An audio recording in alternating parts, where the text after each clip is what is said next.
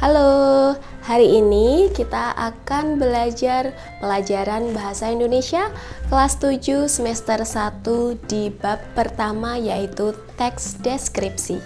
Oke, di bab pertama ini kita akan belajar tentang teks deskripsi. Nah, kompetensi dasar yang akan kita pelajari untuk pertemuan kali ini adalah mengidentifikasi isi teks deskripsi. Nah, supaya belajarnya lebih menyenangkan, hari ini kita akan belajar dengan ditemani oleh buku Erlangga ini ya. Bukunya berjudul Mahir Berbahasa Indonesia untuk SMP MTS kelas 7. Bagi kalian yang memiliki buku ini, silakan bisa membuka bukunya pada halaman 3, yaitu di bagian A, mengidentifikasi informasi dalam teks deskripsi. Baik, untuk mengawali pembelajaran kita, mari kita berdoa terlebih dahulu supaya apa yang akan kita pelajari ini dapat terserap dengan baik dan kita mendapatkan banyak manfaat. Berdoa, mulai. Berdoa, selesai. Oke, untuk mengawali materi kita, saya akan membacakan satu buah teks dari buku Erlangga halaman 3. Teksnya berjudul Lingkungan Sekolahku yang Asri. Sekolah baruku termasuk SMP favorit di kotaku. Setiap memasuki masa pendaftaran peserta didik baru, sekolah yang terletak di kota Pontianak ini selalu diburu ratusan pendaftar. Dari sekian pendaftar, yang berhasil lolos dan diterima hanya separuhnya. Aku termasuk anak yang beruntung dapat diterima di sekolah ini. Sekolah baruku memang layak menjadi sekolah favorit, bukan hanya prestasi akademiknya yang mentereng, melainkan juga lingkungan sekolahnya yang asri. Pepohonan hijau yang rindang tampak kokoh membatasi lingkungan sekolah dengan jalan raya. Pintu gerbang yang bertuliskan nama sekolah tampak kokoh tetapi tetap ramah menyapa setiap orang yang datang melintasinya. Hal ini sungguh berbeda dengan sekolah lain yang pernah aku lihat. Pagar tembok sekolahnya tinggi-tinggi tanpa ada kerindangan pepohonan yang menyertainya. Tidak heran apabila tampak angkuh, gersang, dan angker. Sekolah baruku tercinta, tempatku menimba ilmu, tak hanya cantik dan asri di luar. Setelah memasuki pintu gerbang, pandangan akan segera jatuh pada taman sekolah yang hijau, subur, rindang, dan tertata rapi. Bunga warna-warni yang bertaburan di atas taman menyemburkan aroma wangi dan indah dipandang. Oke, itu tadi 3 paragraf pertama pada teks yang ada di buku ini. Ketika kita lihat teksnya, maka kita sudah mendapatkan gambaran tentang sekolah atau lingkungan sekolah yang tertera pada teks ini tanpa kita mendatanginya. Tetapi dengan membaca teks ini seolah-olah sudah mengetahui sekolah yang dimaksud ini yang ada di kota Pontianak ini seperti apa dari teks tersebut. Nah, teks seperti inilah yang bisa dikatakan sebagai teks deskripsi. Karena teks deskripsi itu adalah teks yang menggambarkan suatu objek. Jadi dengan kita membacanya, kita seolah-olah bisa mendapatkan gambaran objek tersebut. Ketika kita melihat ini, teks ini, kita mendapatkan beberapa informasi. Nah, sekarang kita balik bukunya ya di halaman 5. Oke. Nah, di halaman 5 ini kita diterangkan bahwa dari teks lingkungan sekolahku yang asri ini bisa kita pecah menjadi beberapa bagian informasi. Ada yang disebut sebagai informasi umum dan ada yang disebut sebagai informasi-informasi khusus. Jadi informasi umum itu hanya satu hal dan dia terletak di bagian awal kalau di teks ini. Sedangkan di paragraf kedua dan seterusnya, kalau tadi saya baca hanya sampai paragraf 3, berarti paragraf 2 dan 3 itu merupakan informasi-informasi khusus. Nah, perkenalan sebuah objek pada teks ini itu bisa disebut dengan informasi umum. Nah, kalau tadi itu informasi umum, jadi baru mengenalkan objeknya. Di informasi khusus itu kita mendapatkan gambaran lebih khusus lagi. Jadi sudah mulai menggambarkan objeknya. Misalnya kalau di teks ini tadi informasi khususnya bisa jadi menggambarkan bentuk bangunannya seperti apa, atau menggambarkan keasrian yang ada di sekolah itu seperti apa. Saya ulangi lagi bahwa teks deskripsi merupakan, dicatat ya, teks deskripsi itu merupakan teks yang berusaha memberikan informasi gambaran sebuah objek sejelas-jelasnya kepada pembaca sehingga pembaca seolah-olah ikut melihat, mendengar, atau merasakan seperti yang dialami penulis. Nah, untuk bisa membuat pembaca seolah-olah melihat, pembaca seolah-olah merasakan objek itu, maka penulis wajib menggunakan kalimat-kalimat deskripsi. Kalimat-kalimat deskripsi itu kalimat yang bisa menggugah emosional dari sisi pembaca. Nah, contoh kalimat deskripsi kalau di teks tadi itu seperti apa? Saya akan bacakan. Contoh kalimat deskripsi yang pertama, pepohonan hijau yang rindang tampak kokoh membatasi lingkungan sekolah dengan jalan raya. Ada kata tampak kokoh, jadi seolah-olah pembaca diajak untuk melihat pepohonan tersebut dengan kata tampak kokoh. Contoh lagi, yang kedua, pintu gerbang yang bertuliskan nama sekolah tampak kokoh tetapi tetap ramah menyapa setiap orang yang datang melintasinya. Ini juga sama dengan kata tampak kokoh dan ramah menyapa.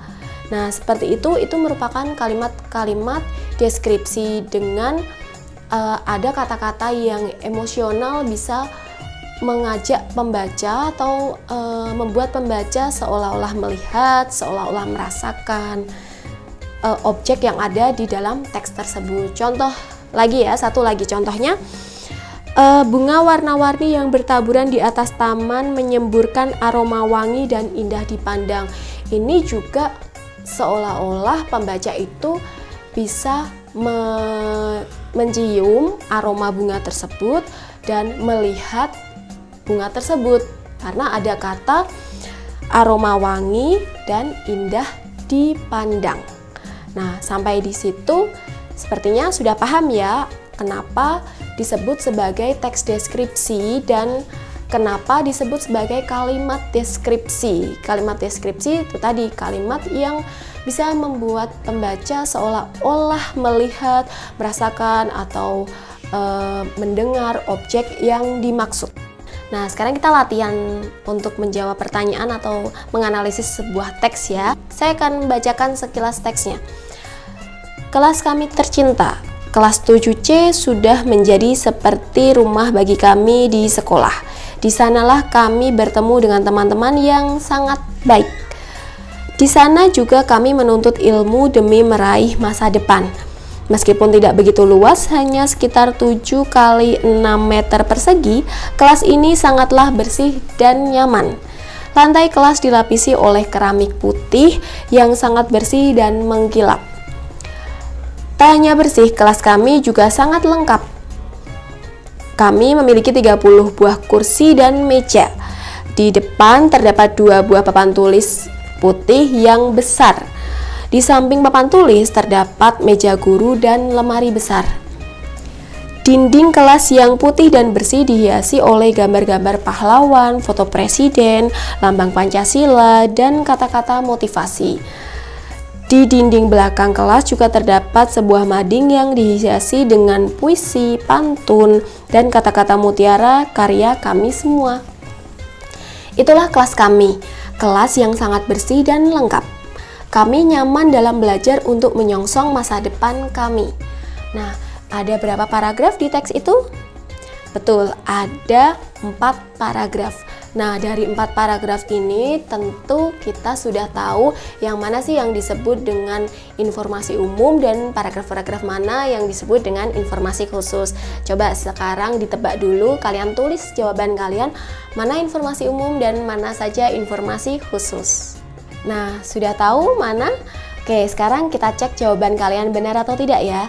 Jadi, informasi umum dalam teks ini tentu saja ada di paragraf pertama, dan informasi-informasi khususnya itu ada di paragraf kedua, ketiga, dan keempat. Nah, dari teks itu tentu kita tahu bahwa memang betul itu termasuk teks deskripsi.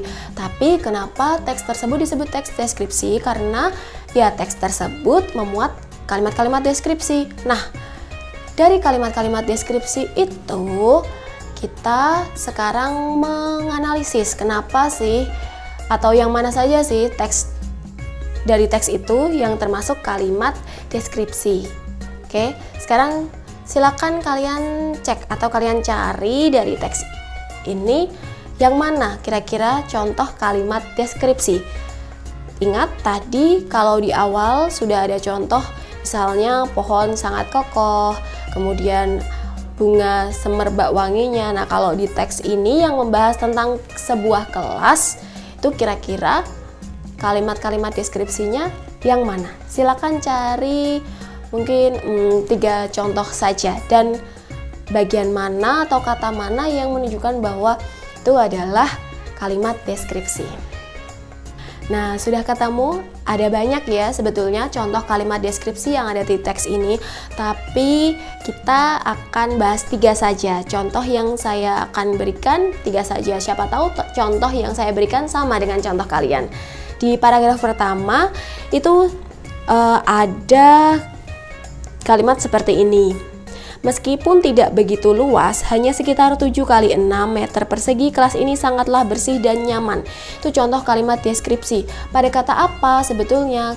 Kata yang bisa membuat emosional pembaca seolah-olah melihat objek ini. Pada kata tidak begitu luas. Ada kata tidak begitu luas.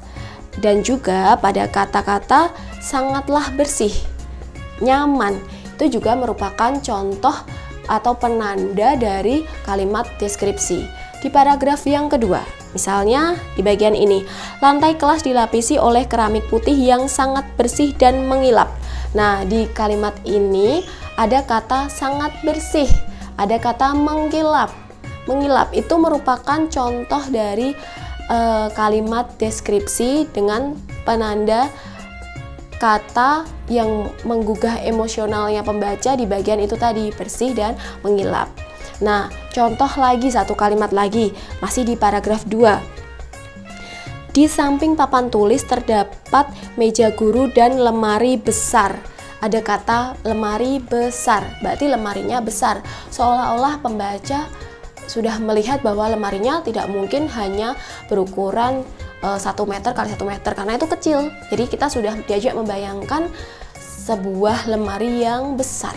Seperti itu. Itu contoh dari kalimat-kalimat deskripsi yang ada di teks ini.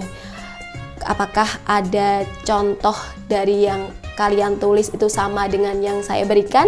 Kalau iya berarti betul. Kalau tidak bisa jadi betul. Yang penting dicek dulu apa ada kalimat penanda bahwa itu kalimat deskripsi, ada kata penandanya atau tidak. Nah, kita sudah sampai di akhir pembelajaran. Jadi hari ini kita sudah belajar untuk mengidentifikasi isi teks deskripsi ya. Di pertemuan selanjutnya kita akan belajar teks deskripsi lagi dengan kompetensi dasar yang berbeda. Nah, kalian terus belajar ya. Jangan lupa untuk rajin membaca buku dan juga mencari referensi-referensi yang lain. Terus semangat belajar. Saya akhiri pembelajaran ini, kita berdoa dulu supaya mendapatkan manfaat dari apa yang sudah kita pelajari hari ini. Berdoa mulai. Berdoa selesai. Sampai di sini pembelajaran kita dan sampai jumpa.